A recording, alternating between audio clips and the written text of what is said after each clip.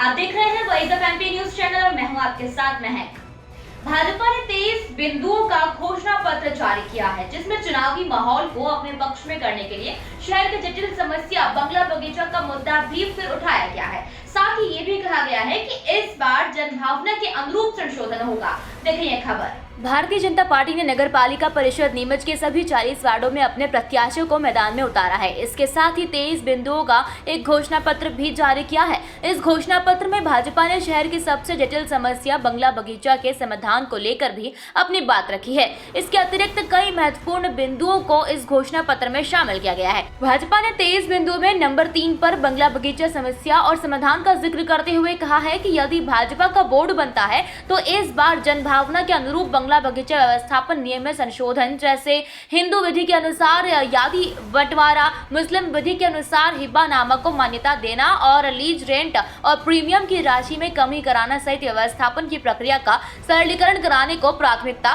देंगे। इसके अतिरिक्त भाजपा ने शहर की अवैध कॉलोनियों का नियमितीकरण कर उनमें मूलभूत सुविधाएं जुटाने, 600 वर्ग फीट से कम शासकीय भूमि पर लंबे समय से निवासरत नागरिकों मध्य प्रदेश शासन से पट्टा दिलवाने, शहर के उपनगर बघाना और छावनी क्षेत्र के विकास को गति देने के लिए ओवरब्रिज के निर्माण को केंद्र और राज्य शासन से शीघ्र मंजूरी दिलाने का प्रयास करने, शहर के प्रमुख चौराहों पर संकेतक स्थापित करने सहित अन्य महत्वपूर्ण बिंदु शामिल है। नीमच से महावीर सैनी की ये रिपोर्ट। सम्मेलन के बारे में क्या कहेंगे, क्या उद्देश्य है? भारतीय जनता पार्टी की केंद्र में सरकार है, मध्य प्रदेश में सरकार है, उसके मुखिया शिवराज सिंह जी चौहान साहब है और भारतीय जनता पार्टी ने गरीब वर्ग के, मध्यम वर्गीय परिवारों के लिए जो हितग्राही योजना बनाई है और जिनको भूखंड के पट्टे मिले हैं, जिनको प्रधानमंत्री आवास मिले हैं, जिनको पेंशन मिल रही है, लाडली लक्ष्मी योजना का लाभ मिल रहा है, ऐसे जितने हितग्राही बंधु हैं उनका हमने आज यहाँ पर आयोजन कराया है और एक सम्मेलन आयोजित हुआ है।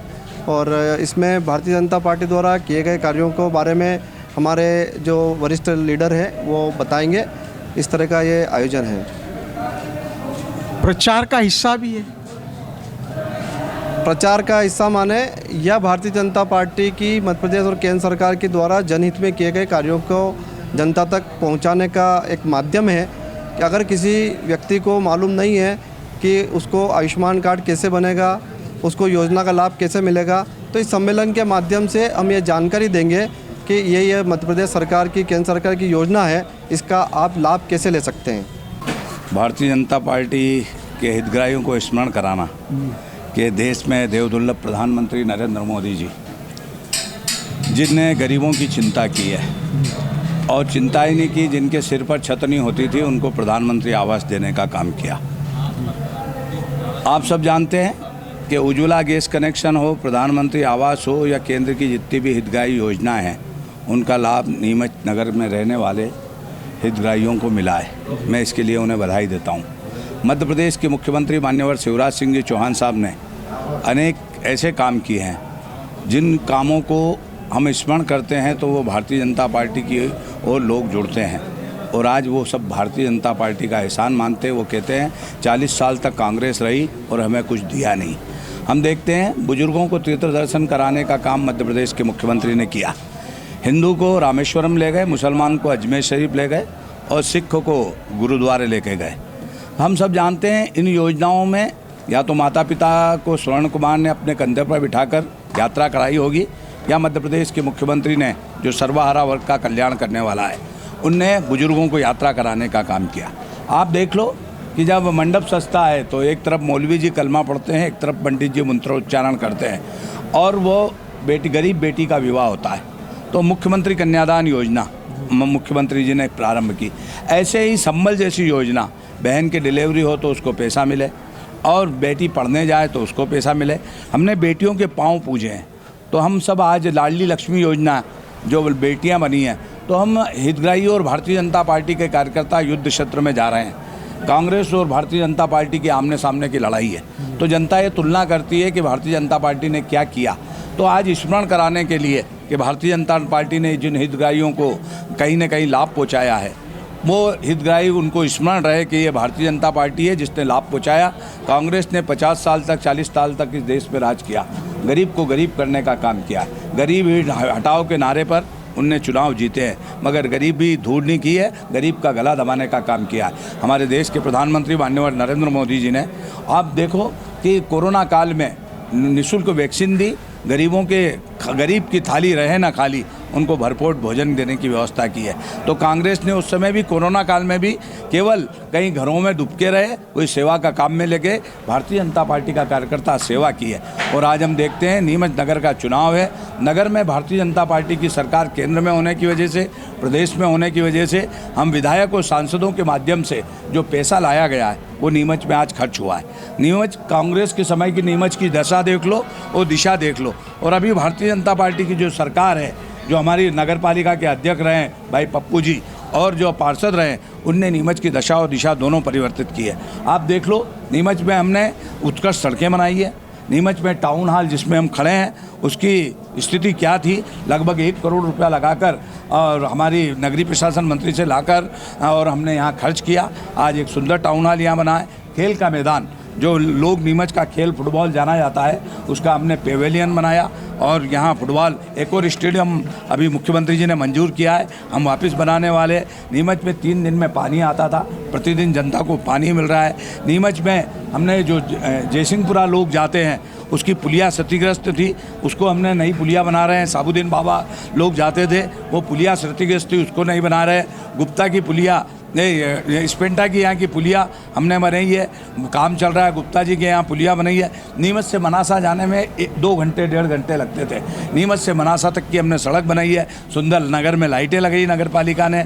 तो पीने से लेकर स्वच्छता के संबंध में भी नीमच कहीं ना कहीं आगे बढ़ा है। तो उन कामों को स्मरण कराना जरूर है। स्मरण कराने से चुनावी लाभ मिलेगा, इसका असर क्यों नहीं मिलेगा? भारतीय जनता पार्टी को ही लाभ मिल रहा है। जहाँ भी चुनाव होते हैं कांग्रेस जाती हुई नज़र आती है, भारतीय जनता पार्टी आती हुई नज़र आती है। तो 40 ही वार्डों में कमल खिले, इसके लिए हम यहाँ आज कार्यकर्ताओं को मंत्र दे रहे हैं कि वो जाए, युवा घर घर जाए, काका मौसी बुआ के बताए लोगों को आपके प्रधानमंत्री आवास मिला, आपको बेटी को लाडली लक्ष्मी बनाई है, 1 करोड़ रुपए 1 लाख रुपए उस बेटी को मिले हैं। तो ये सारी हितग्राही मूलक योजनाएं हैं, उन योजनाओं को स्मरण कार्यकर्ता कराता है। और कार्यकर्ता उस वार्ड में जो हितग्राहियों को लाभ मिला है, वहाँ के कार्यकर्ता युवा मोर्चे के, अल्पसंख्यक मोर्चे के, महिला मोर्चे के, किसान मोर्चे के, और ये सारे कार्यकर्ता घर घर जाएंगे, बुआ काका मौसी कहकर 6 तारीख के दिन कमल का बटन दबाएंगे और कमल वाला पार्षद जिताएंगे। वो सारे पार्षद जाकर और नगर पालिका भारतीय जनता पार्टी की बनाएंगे। Thank you sir. महिला अध्यक्ष बनेगी और नगर का काम करेगी। 50% का आरक्षण मुख्यमंत्री जी ने हमारी बहनों को दिया है, वो चौके चूल्हे का काम भी करेगी और नगर को सुंदर बनाने का काम भी करेगी। ये मंत्र देने के लिए हमने सारे कार्यकर्ताओं को आज यहाँ बुलाया है। ये सारे कार्यकर्ता, माहौल बनेगा, झंडा लेकर जाते हैं, वार्ड में घूमेंगे, मतदाताओं से आशीर्वाद प्राप्त करेंगे और कमल खिलाएंगे। देखिए, हितग्राही सम्मेलन का ही सबसे बड़ा औचित्य है, क्योंकि जो पार्टी काम करती है वही पार्टी हितग्राही सम्मेलन कर सकती है। जो पार्टी योजनाओं के माध्यम से अधिक आवश्यकमंद लोगों को लाभ पहुंचाने की दिशा में योजना बनाती है, वही पार्टी और उसी सरकार की पार्टी हितग्राही सम्मेलन कर सकती है। और हितग्राही सम्मेलन का एक अपना लाभ है, और हितग्राही सम्मेलन के माध्यम से ये बात समाज के बीच में, लोगों के बीच में और ज़्यादा जाती है कि भारतीय जनता पार्टी जिसकी हमने प्रदेश में सरकार बनाई, भारतीय जनता पार्टी जिसकी हमने केंद्र में सरकार बनाई, और पिछली बार की नगर पालिका की सरकार भी जनता ने भारतीय जनता पार्टी की नीमच में बनाई। तो उस भारतीय जनता पार्टी ने क्या काम किए हैं और क्या लाभ हितग्राहियों को या आम जनता को उन भारतीय जनता पार्टी की बनाई योजनाओं के द्वारा पहुँचे हैं, तो जो लोग लाभान्वित हुए हैं उन हितग्राहियों का आज सम्मेलन है। चुनाव में कितना असर होगा इसका? चुनाव में निश्चित रूप से असर होगा, क्योंकि अब लोग समझदार हो चुके हैं, शिक्षित हो चुके हैं। जैसे आपका इलेक्ट्रॉनिक मीडिया है, प्रिंट मीडिया है, सोशल मीडिया है, उन सब के माध्यम से लोग आज की तारीख में समझते हैं कि कौन काम करने वाले लोग हैं और कौन सिर्फ चुनाव के समय आने वाले लोग हैं।